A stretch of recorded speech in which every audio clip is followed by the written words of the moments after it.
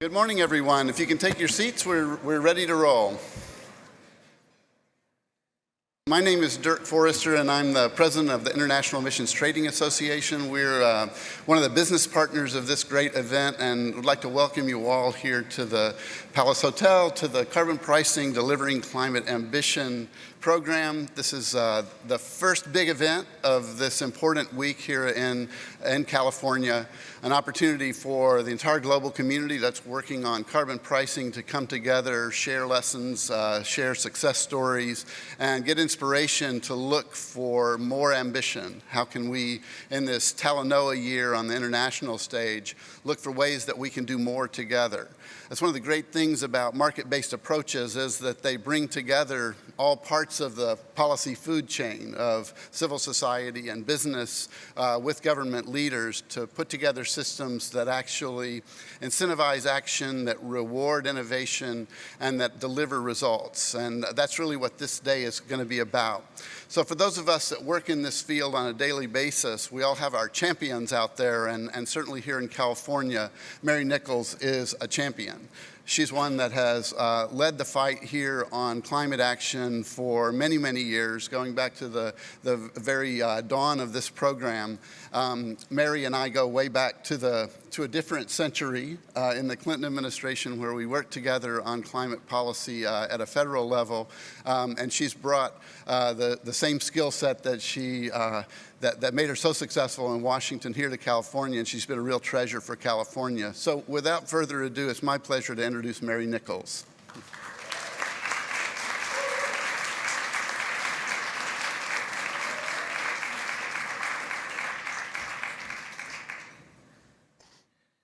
Good morning, everybody, and welcome to San Francisco. For those of you who are just arriving, I see a bunch of friends from California, which is also great. It's my task this morning, before we turn to the panel, where I will also have an opportunity to weigh in with a little more detail and specificity about what's going on here. I get to now introduce our keynote speaker for this morning, who, needless to say, is in demand in a lot of places, and that's our Governor, Jerry Brown. So here we sort of take it for granted, I think, that California will be a leader and that we will have a sustained presence on climate change, both at home and internationally. But it's not to be assumed, and most states, I think it's kind of amazing that California does, in fact, pay as much attention as we do to global issues. And it's a combination, I think, both of the reality that we know that we're impacted by what's happening in other parts of the world, and we have known for many years that air pollution, for example, drifts over the poles, and we in California experience air pollution in the Central Valley that comes from as far away as China. While it's not in and of itself the cause of all of our air pollution problems, we know that we're connected. And our governor has, in fact, been thinking and talking about that topic for many years now. At the same time, we also realize that what we do as a big and economically important state is having an impact on the rest of the globe. So it was not too far a stretch for us to start thinking about how we as a state could participate in a global carbon market. And while now what we're living with and seeing hopefully slowly expand is a set of different markets, what we've learned, and we'll be talking about further, is that there are some common principles that apply to all of them, and some lessons that we can learn, and some ways that we can improve, and as the governor is always reminding us, find ways to raise the level of our ambition. So emissions trading is certainly one of the carbon mechanisms, although not the only one, only pricing mechanism that we can use, but it's an important one, and it has never lost its ability to engender controversy. So who better to talk about this issue than Governor Jerry Brown?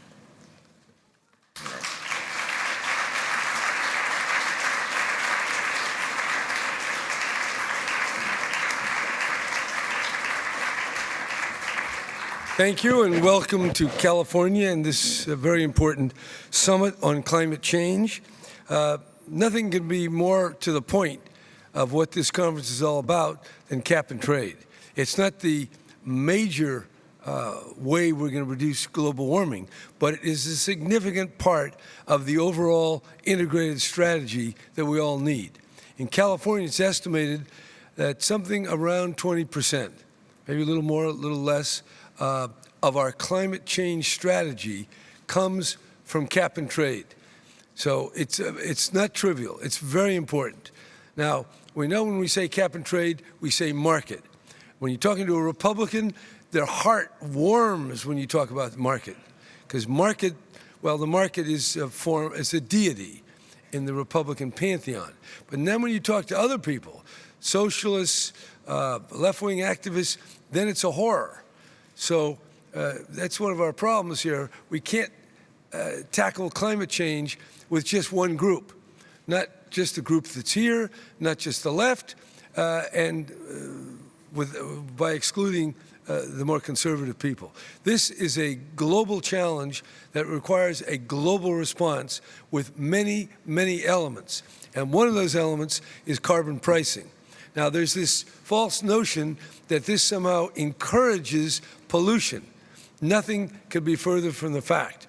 Cap and trade or market pricing, carbon pricing, is meant to create an efficient allocation of investments in reducing carbon, reducing pollution. That's the whole idea.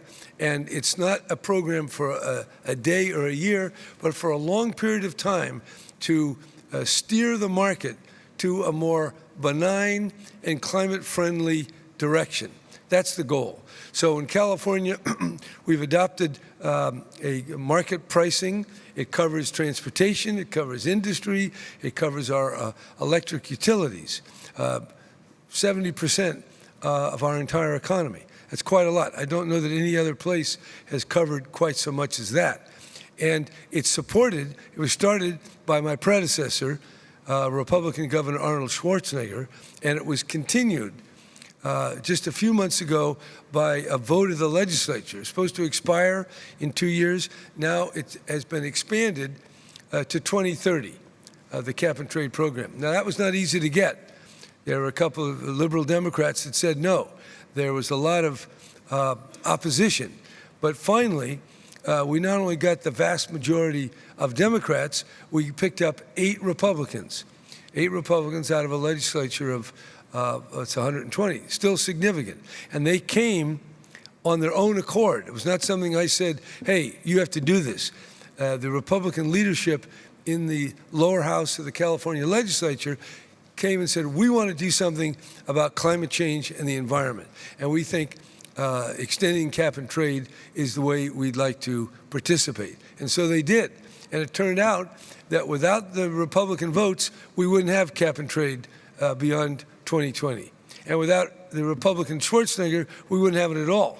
So there is the hope and the possibility of a wide political constituency. It doesn't come easy. There's always fights about it. But once it gets into place, it begins to move carbon emissions down, reducing carbon emissions. Very important. It also generates money.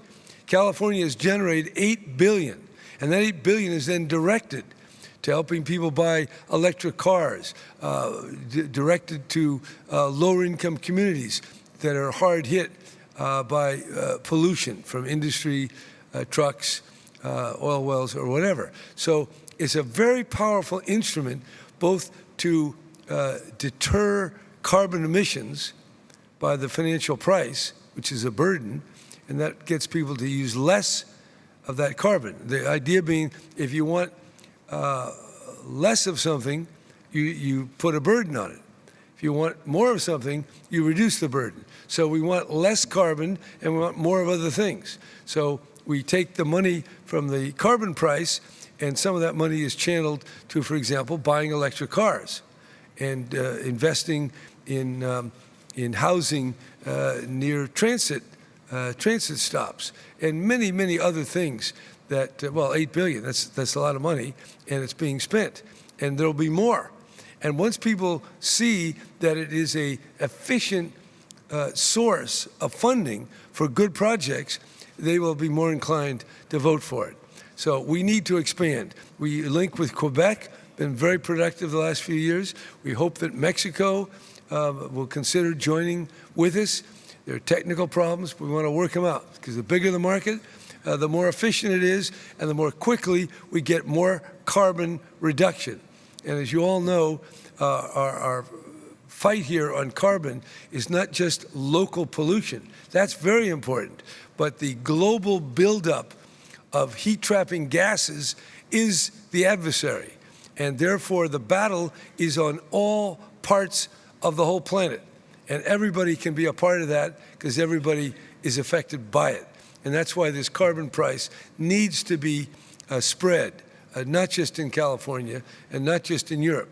The European Union now is strengthening their own carbon pricing and their own trading system. Very, very important.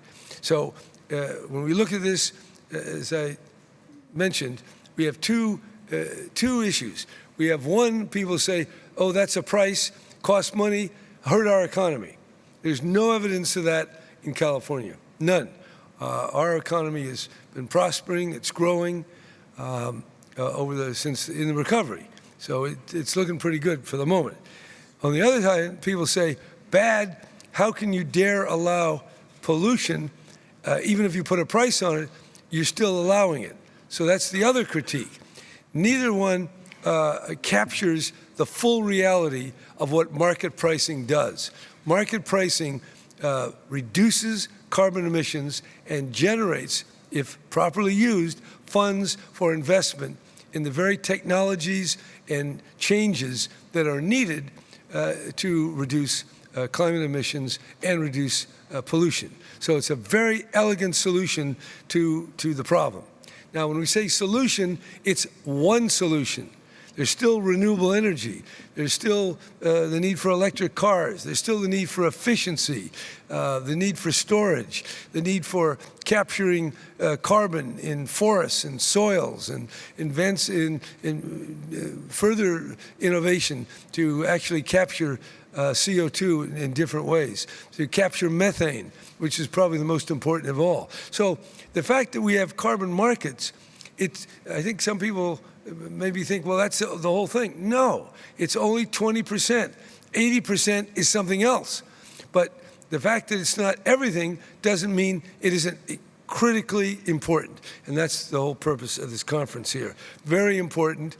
It's slow coming, because to have a carbon price, you have to measure your emissions. People have to register the emissions. You have to audit the report of what this industry, what this factory, what this refinery, what were their emissions. And you have to set a minimum amount of emissions for the companies you're going to invest in, you're going to require to report, and then you audit that, and then you move them down year by year. So it's a very comprehensive engagement into the economy, into businesses, but it really is market friendly. And that's why in California, when we adopted cap and trade, when we extended it, it was supported by industry. In fact, some of our friends in the opposition that we'll meet over the next few days, they didn't like that. They said, the business is for this. That's bad. Well, I think we have to recognize the fact that business is driving the world, whether it's the business of how you got here, the lights, the water, the glasses, everything we're here, the microphone, there's a for-profit business somewhere. And so we have to use that pervasive reality called profit and turn it into a climate-friendly dynamic. And that is what carbon pricing is. So it does take complexity. You can't do it overnight. Chinese have been working on it for several years. I think it's just being examined now in Mexico and other places. European Union screwed up their market pricing, gave out too many allowances. So there's a lot of pitfalls, but it is an elegant pathway that produces real results. both in reduced emissions and increased revenues to be directed at a more environmental friendly economy. So that's why it's important. That's why you're here. We've got some good stuff that's happening in California, but this is not the only place, and we're not free of problems and challenges. There's plenty of controversy that will be part of introducing the carbon pricing. But stick with it. We're not going to solve the problem of global warming without a lot of problems, without a lot of controversy, without a lot of heartache. But we got to keep our eye on the ball and keep moving forward. When you use that phrase, raise ambition, sounds kind of easy.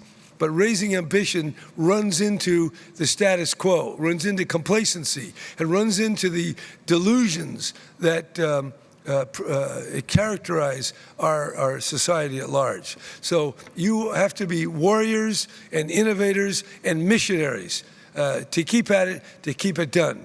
Climate change, global warming, waits for no one. It's happening. As we're sitting here, it's happening right now. And we see in many places we're moving backwards. President Trump just issued, or is about to issue, regulations to encourage more methane emissions. Well, that is insane. It borders on criminality because the methane, it does, you can applaud that. And unfortunately, his acolytes in Congress will probably cheer him. So here we have cheering destruction on a wide scale. To really deal with climate change, we need to reduce methane. Methane is so many times more heat trapping than CO2.